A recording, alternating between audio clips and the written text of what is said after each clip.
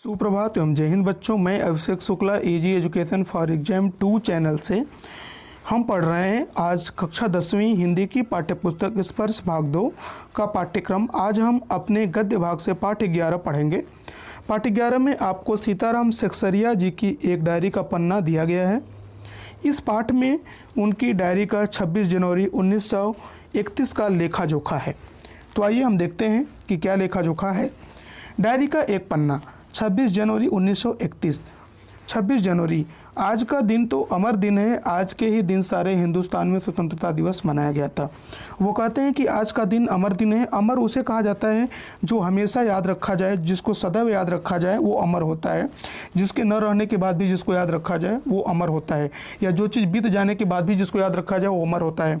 जिसको हमेशा याद रखा जाए वो अमर होता है। ठीक है, आज के ही दिन सारे हिंदुस्तान में स्वतंत्रता दिवस मनाया गया था। वो कहते हैं कि आज के ही दिन यानी 26 जनवरी को ही सारे हिंदुस्तान में स्वतंत्रता दिवस मनाया गया था और इस वर्ष भी उसकी पुनरावृत्ति थी। और वो कहते हैं कि इस वर्ष भी उसकी पुनरावृत्ति थी, जिसके लिए काफ़ी तैयारियां पहले से की गई थी। तो लेखक यहाँ पे बताते हैं कि इस वर्ष उसकी पुनरावृत्ति थी, यानी उसको दोबारा मनाया जाना था, जिसके लिए काफ़ी तैयारियाँ पहले से की गई थी, काफ़ी तैयारियाँ की गई थी। उसके बाद वो कहते हैं कि गत वर्ष अपना हिस्सा बहुत साधारण था। वो कहते हैं कि जो पिछला वर्ष यानी जो वर्ष चला गया, गत वर्ष यानी 1930 में, ये 1931 की घटना है तो 1930 की तरफ वो इशारा करते हैं। गत वर्ष मतलब पिछला वर्ष। पिछला वर्ष क्या था? 1931 के पहले 1930 आएगा। तो 1930 में वो कहते हैं कि हमारा जो हिस्सा था वो बहुत ही साधारण था, सामान्य लोगों के जैसा था। जितना सामान्य लोग जिस तरह से सहयोग करते थे उसी तरह हमने भी किया। लेकिन इस वर्ष जितना अपने दे सकते थे दिया था। लेकिन वो कहते हैं कि इस वर्ष हम जितना दे सकते थे उतना हमने दिया।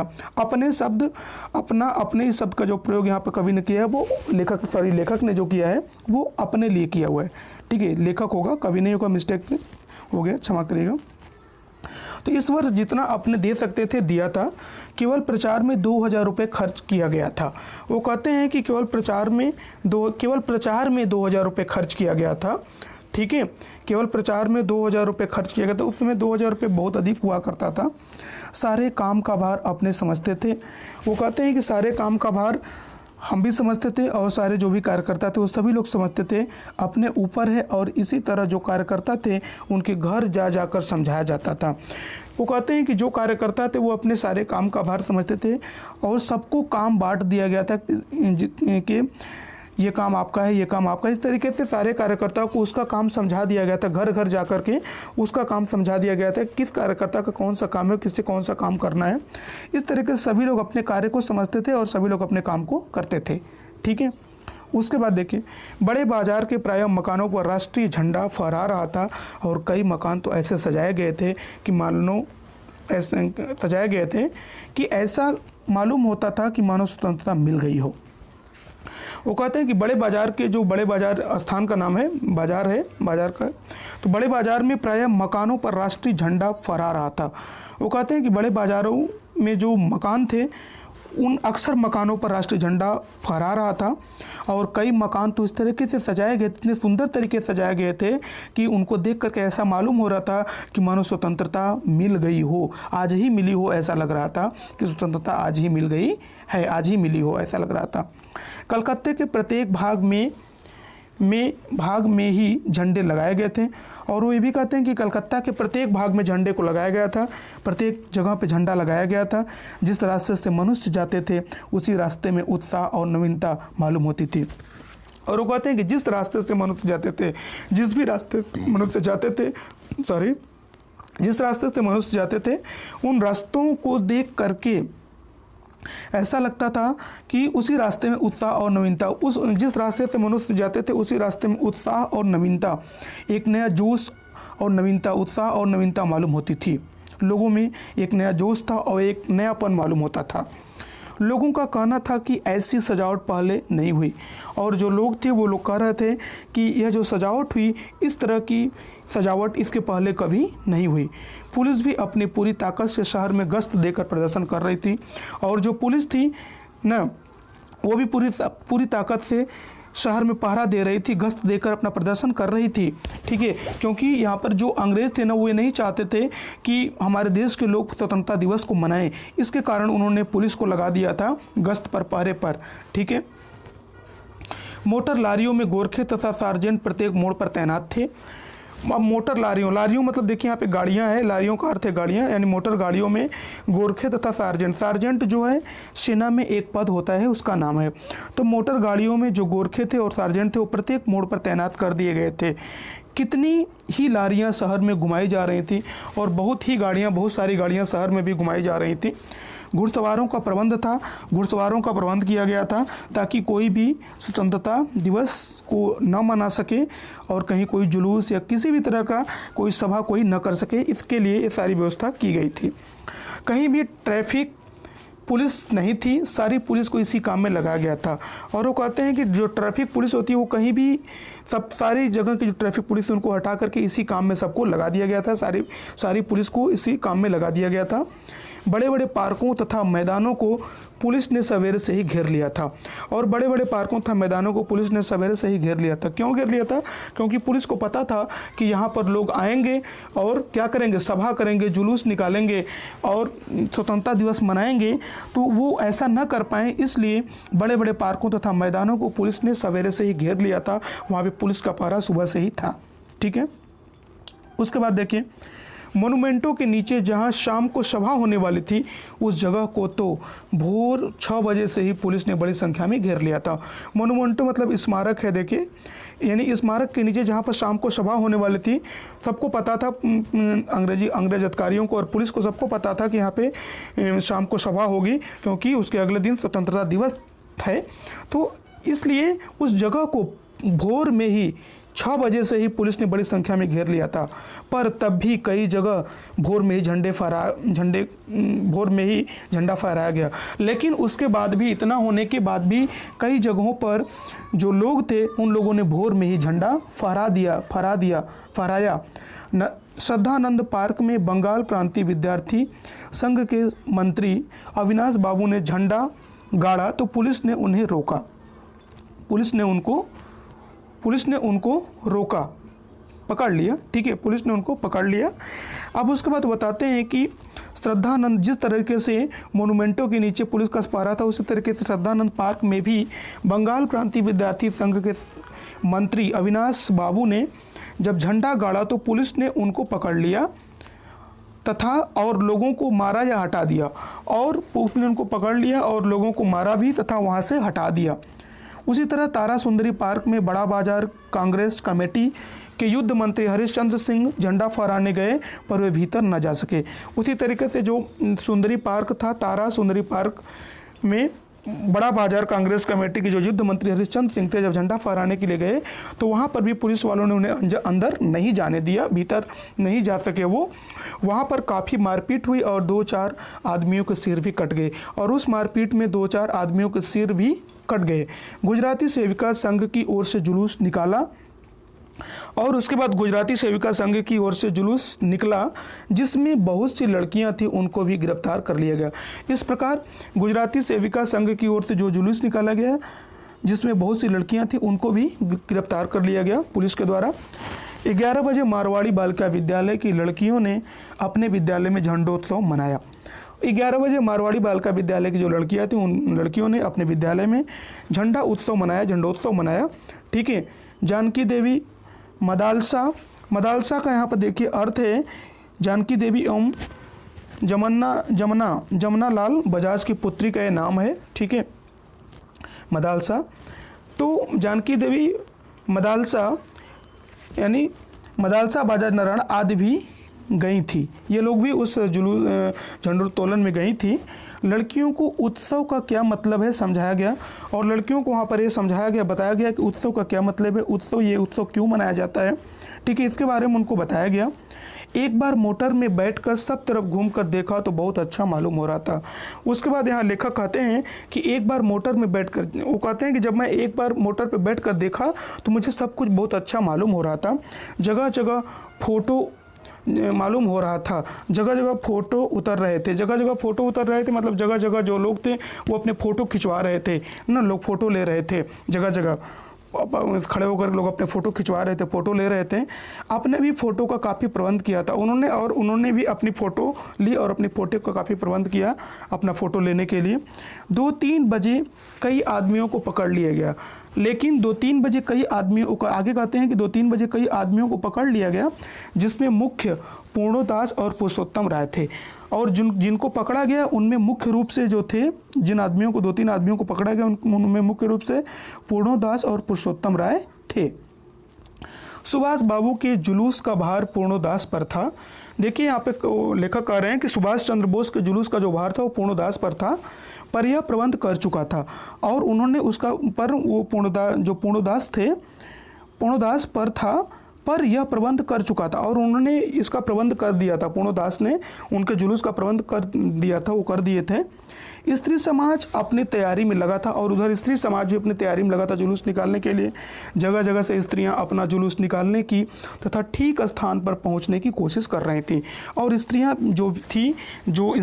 थी वो भी जगह जगह पर अपना जुलूस निकालने की तथा ठीक स्थान पर पहुँचने की कोशिश कर रही थी, वो भी जुलूस निकालने की तैयारी कर रही थी। मोनूमेंटो के पास जैसा प्रबंध भोर में था वैसा करीब 1 बजे नहीं रहा। अब वो कहते हैं कि मोनूमेंटो यानी स्मारक के पास जैसा प्रबंध भोर में था वैसा करीब 1 बजे नहीं रहा। जिस तरीके से भोर में वहाँ पर चप्पे चप्पे पे पुलिस थी और पुलिस का कड़ा पहरा था, उस तरीके से 1 बजे नहीं रहा। इससे लोगों को यह आशा होने लगी कि शायद पुलिस अपना रंग न दिखावे। तो जब यह लोगों ने देखा कि अब वहाँ पे पुलिस ने थोड़ी ढिलाई बरत दी है, पुलिस का जो पहरा था थोड़ा कम हो गया है, तो यह देख करके लोगों को ऐसा लगा कि अब पुलिस अपना रंग नहीं दिखाएगी, पुलिस किसी को कुछ परेशान नहीं करेगी, कुछ नहीं कहेगी। तो ऐसा सोचकर 3 बजे से ही मैदान में हजारों आदमियों की भीड़ होने लगी। यह सोच करके सभी लोग मैदान में इकट्ठा होने लगे, जमा होने लगे, ठीक है। और लोग टोलियां बना बनाकर मैदान में घूमने लगे और टोलियां बना बनाकर समूह बना बनाकर लोग मैदान में घूमने लगे। आज जो बात थी वह निराली थी और वो कहते हैं कि आज की जो बात थी वो बहुत ही निराली थी। निराली मतलब अनोखी थी, बहुत ही अनोखी थी। जब से कानून भंग का काम शुरू हुआ तब से आज तक इतनी बड़ी सभा ऐसे मैदान में कहीं नहीं की गई थी। लेखक यहाँ पे कहते हैं कि जब से कानून को भंग करने का काम शुरू हुआ तब से लेकर आज तक इतनी बड़ी सभा ऐसे मैदान में नहीं की गई थी। और यह सभा तो कहना चाहिए कि ओपन लड़ाई थी। वो कहते हैं कि यह जो सभा थी यह ओपन लड़ाई थी, अंग्रेज़ों के खिलाफ यह ओपन लड़ाई थी। पुलिस कमिश्नर का नोटिस निकल चुका था कि अमुक अमुक धारा के अनुसार कोई सभा नहीं हो सकती।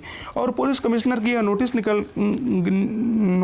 पुलिस कमिश्नर ने यह लोगों को यह नोटिस दिया था कि अमुक अमुक धारा के अनुसार कोई सभा नहीं हो सकती है, किसी तरह की सभा किसी को नहीं करनी है, कोई नहीं करेगा।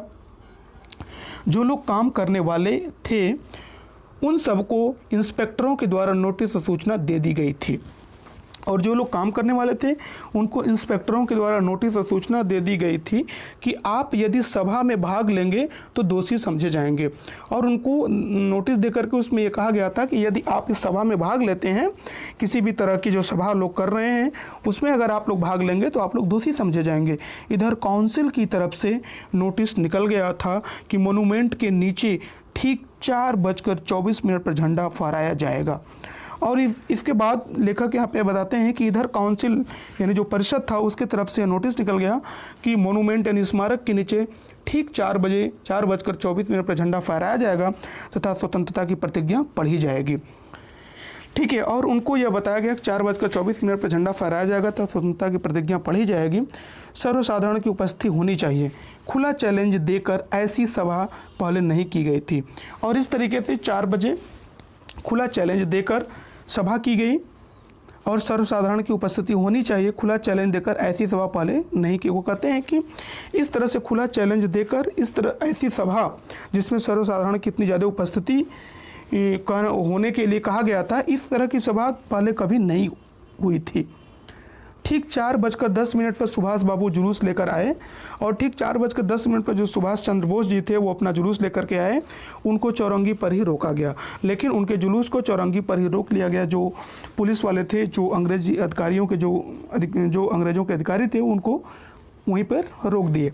पर भीड़ की अधिकता के कारण पुलिस जुलूस को रोक नहीं सकी। लेकिन भीड़ उनका जो जुलूस था वो जुलूस में भीड़ बहुत ज़्यादा थी, उसकी अधिकता के कारण पुलिस उनको रोक नहीं सकी। मैदान के मोड़ पर पहुंचते ही पुलिस ने लाठियां चलानी शुरू कर दी और मैदान के मोड़ पर पहुंचते ही पुलिस ने लाठियां चलानी शुरू कर दी। बहुत आदमी घायल हुए, सुभाष बाबू पर भी लाठियां पड़ी और बहुत से आदमी उसमें घायल हो गए और सुभाष चंद्र बोस के ऊपर भी लाठियां पड़ी, उनको भी लाठियां मिली ना। लेकिन सुभाष बाबू बहुत ज़ोरों से वंदे मातरम बोल रहे थे, लेकिन उसके बाद भी सुभाष चंद्र बोस बहुत ही ज़ोरों के साथ वंदे मातरम का नारा लगा रहे थे, वंदे मातरम बोल रहे थे। ज्योतिर्मय गांगुली ने सुभाष बाबू से कहा, ज्योतिर्मय गांगुली ने सुभाष चंद्र बोस से कहा कि आप इधर आ जाइए, पर सुभाष बाबू ने कहा आगे बढ़ना है। लेकिन सुभाष बाबू उस मार्ग से, उस जुलूस के मार्ग से वो नहीं हटे और उन्होंने कहा कि मुझे आगे बढ़ना है और वो वहाँ से एक पग भी पीछे नहीं हटे। यह सब तो अपने सुनी हुई लिख रहे हैं, पर सुभाष बाबू का और अपना विशेष फासला नहीं था। वो कहते हैं कि यह सब तो अपने सुनी हुई लिख रहे हैं, अपने सुनी हुई, उन्होंने जो अपने से सुना उसको लिख रहे हैं, अपने से सुनी हुई बातों को उन्होंने वो लिख रहे हैं, जो उन्होंने अपने कानों से सुना उसको वो लिख रहे हैं। पर सुभाष चंद्र बोस और अपना यानी लेखक का विशेष फासला नहीं था, उनके दोनों के बीच में विशेष फासला, विशेष अंतर नहीं था, यानी दोनों में काफ़ी घनिष्ठता थी। ठीक है, बहुत ज़्यादा घनिष्ठता भी नहीं थी लेकिन इतनी ज़्यादा फासला भी नहीं था, करीबी थी। ठीक है, सुभाष बाबू बड़े जोर से वंदे मातरम बोलते थे, यह अपनी आँख से देखा। अब यहाँ पे लेखक कहते हैं कि सुभाष बाबू जो है बड़े जोर से वंदे मातरम बोलते थे, यह अपनी आंखों से उन्होंने देखा। पुलिस भयानक रूप से लाठियां चला रही थी। क्षितिज चटर्जी का फटा हुआ सिर देखकर तथा उसका बहता हुआ खून देखकर आंख मिच जाती थी। वो कहते हैं कि क्षितिज चटर्जी का फटा हुआ सिर देखकर तथा उसका बहता हुआ खून देखकर आंखें मिच जाती थी। इधर यह हालत हो रही थी कि उधर स्त्रियाँ मोनूमेंट की सीढ़ियों पर, अब वो कहते हैं कि इधर इस तरह की हालत हो रही थी, उनका फटा हुआ सिर था जिनको देख करके आंखें मिच जाती थी, और इधर यह हालत हो रही थी कि स्त्रियां, और इधर जो स्त्रियां थी वो मोनूमेंट की सीढ़ियों पर चढ़ झंडा फहरा रही थी, और इधर जो स्त्रियां थी वो मोनूमेंट की सीढ़ियों पर चढ़ करके झंडा को फहरा रही थी और घोषणा पढ़ रही थी। स्त्रियाँ बहुत बड़ी संख्या में पहुँच गई थी, प्रायः सबके पास झंडा था, और वहाँ पर जो स्त्रियाँ थी मोनूमेंट के नीचे बहुत बड़ी संख्या में स्त्रियाँ पहुँच गई थीं, और उन स्त्रियों में प्रायः सभी के पास झंडे थे। जो वॉलंटियर गए थे वे अपने स्थान से लाठियाँ पड़ने पर भी नहीं हटते थे, और जो वॉलंटियर थे जो वो अपने स्थान से लाठियाँ पड़ने पर भी नहीं हटते थे। ठीक है, सुभाष बाबू को पकड़ लिया गया और गाड़ी में बैठाकर लाल बाजार लॉकअप में भेज दिया गया। उसके बाद वो कहते हैं, लेखक यहाँ पे कहते हैं कि सुभाष चंद्र बोस को इसके बाद जब वो वहाँ से नहीं हटे और वहीं पे अड़े रहे और लाठी डंडे सब खाते, लेकिन फिर भी वो वहीं पे अड़े रहे और अपनी जिद पे अड़े रहे, तो उनकी इस अकड़ को देख करके, उनके इस हिम्मत को देख करके पुलिस ने उन्हें पकड़ लिया और गाड़ी में बैठाकर लाल बाजार लॉकअप में भेज दिया गया। कुछ देर बाद ही स्त्रियाँ जुलूस बनाकर वहाँ से चलीं, साथ में बहुत भीड़ इकट्ठी हो गई, और कुछ देर बाद जो स्त्रियां थी जुलूस बनाकर वहाँ से चलीं। ठीक है, वहीं मतलब जो मोनूमेंटो था यानी स्मारक जो था वहाँ से जुलूस बनाकर चलीं, साथ में बहुत बड़ी भीड़ इकट्ठी हो गई। बीच में पुलिस कुछ ठंडी पड़ी थी, बीच में पुलिस थोड़ी सी नरम पड़ी थी, ठंडी पड़ी थी, उसने फिर डंडे चलाने शुरू कर दिए। लेकिन जब उसने देखा कि इतनी बड़ी भीड़ इकट्ठी हो रही है तो उसने फिर डंडे चलाने शुरू कर दिए। अब की बार भीड़ ज़्यादा होने के कारण बहुत आदमी घायल हुए। उसके बाद वो कहते हैं कि अब की बार चूँकि भीड़ बहुत अधिक थी इसलिए उसमें बहुत सारे आदमी घायल हुए। धर्मतल्ले के मोड़ पर आकर जुलूस टूट गया, और धर्मतल्ले का जो मोड़ था उस मोड़ के आते आते जो जुलूस था स्त्रियों का वो टूट गया, और करीब 50-60 स्त्रियां वहीं मोड़ पर बैठ गईं, और जो 50-60 स्त्रियां थीं वो वहीं मोड़ पर बैठ गईं। पुलिस ने उनको पकड़कर लाल बाजार भेज दिया, और पुलिस ने उनको पकड़ करके उन स्त्रियों को लाल बाजार भेज दिया। स्त्रियों का एक भाग आगे बढ़ा जिसका नेतृत्व विमल प्रतिभा कर रही थी। उसके बाद वो कहते हैं कि स्त्रियों का, उसमें से स्त्रियों का जो एक भाग था वो आगे बढ़ा जिसका नेतृत्व विमल प्रतिभा नाम की स्त्री कर रही थी। उनको बहु बाजार के मोड़ पर रोका गया, लेकिन उनको भी बहु बाजार के मोड़ पर रोक दिया गया, और वे वहीं मोड़ पर बैठ गईं। आसपास बहुत बड़ी भीड़ इकट्ठी हो गई, और जब वो वहाँ बैठ गई तो उनके आसपास बहुत बड़ी स्त्रियों की भीड़ इकट्ठी हो गई, जिस पर पुलिस बीच बीच में लाठी चलाती थी, चलाती थी। इस प्रकार करीब 1 घंटे के बाद पुलिस की लारी आई और उनको लाल बाजार ले जाया गया। इस प्रकार पौन घंटे के बाद पुलिस की गाड़ी आई, गाड़ी मतलब गाड़ी आई और उनको लाल बाजार ले जाया गया। और भी कई आदमियों को पकड़ा गया और उसके बाद उसमें जो कुछ आदमी थे उन आदमियों को भी पकड़ा गया। बृजलाल गोयनका जो कई दिन से अपने साथ काम कर रहा था और दमदम जेल में भी अपने साथ था। बृजलाल गोयनका जो कई दिन से अपने साथ काम कर रहा था और दमदम में भी, वो कहते हैं कि बृजलाल गोयनका जो कई दिनों से हमारे साथ काम कर रहा था, लेखक कहता है जो अपने साथ काम कर रहे थे, हमारे साथ काम कर रहे थे और दमदम जेल में भी साथ था, दमदम जेल में भी वो मेरे साथ थे। उनको पकड़ा गया, उनको पकड़ लिया गया। पहले तो वह झंडा लेकर वंदे मातरम बोलता हुआ मोनूमेंट की ओर इतने ज़ोर से दौड़ा कि अपने आप ही गिर पड़ा। वो कहते हैं कि पहले वह झंडा लेकर वंदे मातरम बोलता हुआ मोनूमेंट की ओर इतने ज़ोर से दौड़ा कि अपने आप ही गिर पड़ा और उसे एक अंग्रेजी घुड़सवार ने लाठी मारी, फिर पकड़कर कुछ देर ले जाने के बाद छोड़ दिया। उसके बाद जब वो गिर पड़ा तो एक अंग्रेजी घुड़सवार ने उसको लाठी से मारा और फिर पकड़कर कुछ दूर ले जाने के बाद उसको छोड़ दिया। इस पर वह स्त्रियों के जुलूस में शामिल हो गया। इसके बाद वह स्त्रियों के जुलूस में शामिल हो गया और वहाँ पर भी उसको छोड़ दिया। स्त्रियों के जुलूस में शामिल हो गया और वहाँ पर भी उसको छोड़ दिया। तब वो 200 आदमियों का जुलूस बनाकर लाल बाजार गया। उसके बाद जब उसको छोड़ दिया गया, जब वहाँ पे उसको छोड़ दिया तब वो उसने 200 आदमियों का जुलूस बनाया और वह 200 आदमियों का जुलूस बनाकर लाल बाजार गया और वहाँ पर गिरफ्तार हो गया। और लाल बाजार जब वो गया 200 आदमियों का जुलूस बना करके, तो वहाँ पर उसको गिरफ्तार कर लिया गया। मदालसा भी पकड़ी गई थी। उसे मालूम हुआ कि उसको थाने में भी मारा था सब मिलकर 105 स्त्रियां पकड़ी गई थी और कुल मिलाकर के 105 स्त्रियों को पकड़ा गया था। ठीक है, इस तो 105 स्त्रियां पकड़ी गई थी। बाद में रात को 9 बजे सबको छोड़ दिया गया।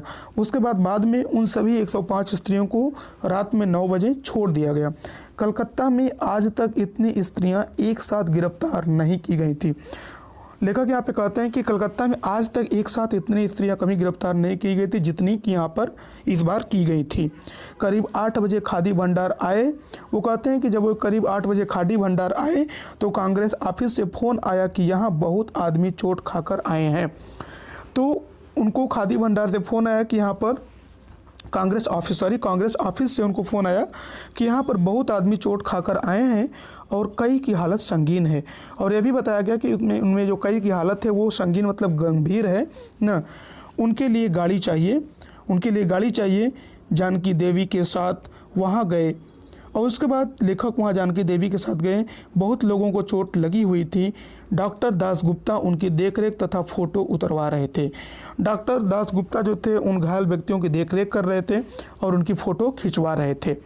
ठीक है, उस समय तक 67 आदमी वहाँ आ चुके थे।